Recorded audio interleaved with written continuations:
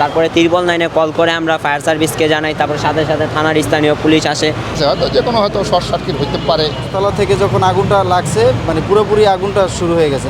আমরা 1-1:30 বাজে নামাজে গেছি। 1:30 বাজে নামাজে যাওয়ার পর আমরা নামাজ পড়া খাওয়া দাওয়া করে আসলাম। আসার পর কারখানার ভিতরে বসে মোবাইল টিপতেছি, তারপর শুনতেছি আমরা হয়ে একটা শব্দ শুনতেছি। শোনার পর আমরা বের হলাম, বের হয়ে শুনতে পাচ্ছি নাকি আগুন লাগছে। তারপর বের হয়ে সব মানুষজন জমছে। তারপর ফায়ার সার্ভিসকে ফোন দেওয়া হয়েছিল, তারপর তারা আইসা নিয়ন্ত্রণে আগুনটা আনতে পারতেছে। এখনও বলতে পারতেছি না আটকে নাই, অতটুকু জানি সম্ভাবনা ছিলাম। যখন হালকা আগুন লাগছে তখনই কি দেখছি মানুষ সব বের হয়ে গেছে। কার্যক্রম চলছে, এখনও শেষ হয় নাই। শেষ হলে আমাদের তারপর আমরা ভিতরে যাবো, তারপর দেখতে এখনও শেষ হলে আমাদেরকে বলবে। আমরা নিচতলায় ছিলাম, 5তলায় আগুন লাগছে। তারপর আমরা ধরে 5তলা মানুষের নিচে নামছে, তারপর আমরা ধরে নিচে নামলাম। আছে বিভিন্ন ধরনের ফ্যাক্টরি আছে, বিভিন্ন আইটেম এই সিস্টেম করা আছে, শুধু এক আইটেম না এটার ভিতরে। পর আর কি দুপুর 2:20 থেকে 2:30-এর ভিতরে আমরা হাজারীবাগ এলাকারই ওইখান দিয়ে আসতেছিলাম, দেখি অসংখ্য ধোঁয়া। তো ধোঁয়ার কারণে এলাকাবাসী সকলে ছুটে আসে, এসে দেখে এখানে অনেক আগুন লাগছে। তারপরে 999 কল করে আমরা ফায়ার সার্ভিসকে জানাই, তারপর সাথে সাথে থানার স্থানীয় পুলিশ আসে। আইসা রাস্তা ব্লকেট করে ফায়ার সার্ভিসের প্রথমে 2টি ইউনিট আসে এবং সাথে সাথে আরও ইউনিট এসে সকলে একসাথে মিলেমিশে যোগদান করে আগুনটি নিবারণে সম্ভব হয়। প্রথমে উপরে অনেকে লোক আটকা ছিল, ফায়ার সার্ভিসের কর্মীরা এসে তারা উদ্ধার করেছেন। শুনেছি কয়েকজন অনেক হয়েছে, গ্যাসের কারণে আহত হয়েছে, অ্যাম্বুলেন্স আসছে। সকলের সহযোগিতার কারণে আগুনটা হয়েছে আর কি, নিবানো সম্ভব হয়েছে। আজকে শুক্রবারে বন্ধই থাকে। অনেকে হয়তো ওভার টাইম করে, যারা ওভার টাইম হয় শুক্রবারে অনেক ট্রেনারই তো ওভার টাইম হয়। যারা ওভার টাইম করতেছিল তারা উপরে আটকা পড়েছে।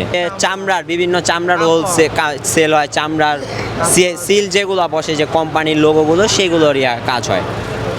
ফোমের ছিল, ফোমের কারণে এর জন্য ধোঁয়াটা বেশি হয়, আগুনের ছড়া যায় খুব তাড়াতাড়ি।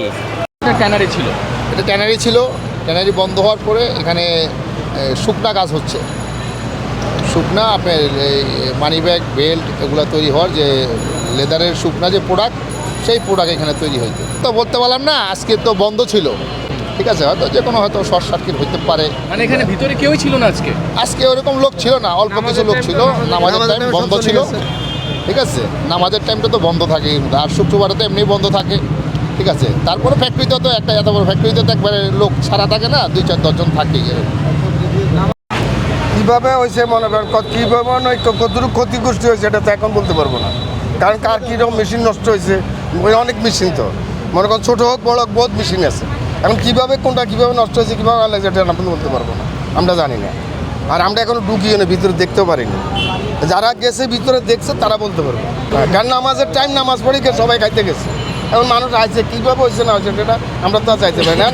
লোকের সাথে এবং আমার কিছু ছোটো ভাই বা ভাইদার ছিল, ওনাদের সাথে আমি হেল্প করার চেষ্টা করছি। ফায়ার সার্ভিসের লোকের একদম শুরু থেকে আগুন লাগা, যখন একটা ফায়ার সার্ভিসের লোক একটা গাড়ি সহকারে আসছে, তখন আমরা নিচে ছিলাম, তারপরে ওনারা উপরে ছিল। তারপর ওনাদের ভিতর থেকে একটা লোক নিচে আইসা ডাক দিচ্ছে যে ভাই আমাদের পানি প্রয়োজন। তারপরে আমি আমার ছোটো ভাই সহকারে ওদের নিয়ে আমি পানি নিয়ে তারপরেও একদম উপরে চলে গেছি। তারপরে আস্তে আস্তে অনেক ফায়ার সার্ভিসের লোক আসছে, তারাও উপরে উঠছে।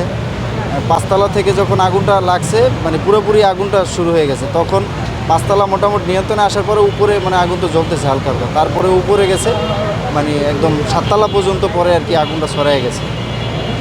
তো ওখানে 7তলার উপরে তো আর কিছু নাই না, ওখানে তারপরে সব পুরো মানে হ্যাঁ কীরকম হয়েছে আপনি জানতে পারছেন? আগুন লাগার পর তো আর আসলে ভিতরে ঢোকা যায়নি নাকি?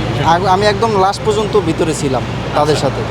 তারপরে আর কি ওখানে আর কি আগুন যেগুলো মানে ফ্যাক্টরি কারখানা ছিল সবগুলো পুড়ে গেছে আর কি, সব পুড়ে গেছে। অনেকের মানে কারখানা ছিল আপনার ওই কেমিক্যালের কারখানা, তারপর আরও অন্যান্য কারখানা যেগুলো ছিল সব পুড়ে গেছে, মানে ওগুলো আর নাই কিছু ভিতরে। তবে কেউ হতাহত বা আহত বা নিহত? আহত হয় না, এরকম কেউ আহত হয় না। তবে ওই যে ডিফেন্সের সাথে যারা আমরা ছিলাম এর ভিতরে অনেক, আমার হাতেও মোটামুটি আগুন লেগেছিলো, মানে পুড়ে গেছিলো কথা নেই এরকম। ছোটোখাটো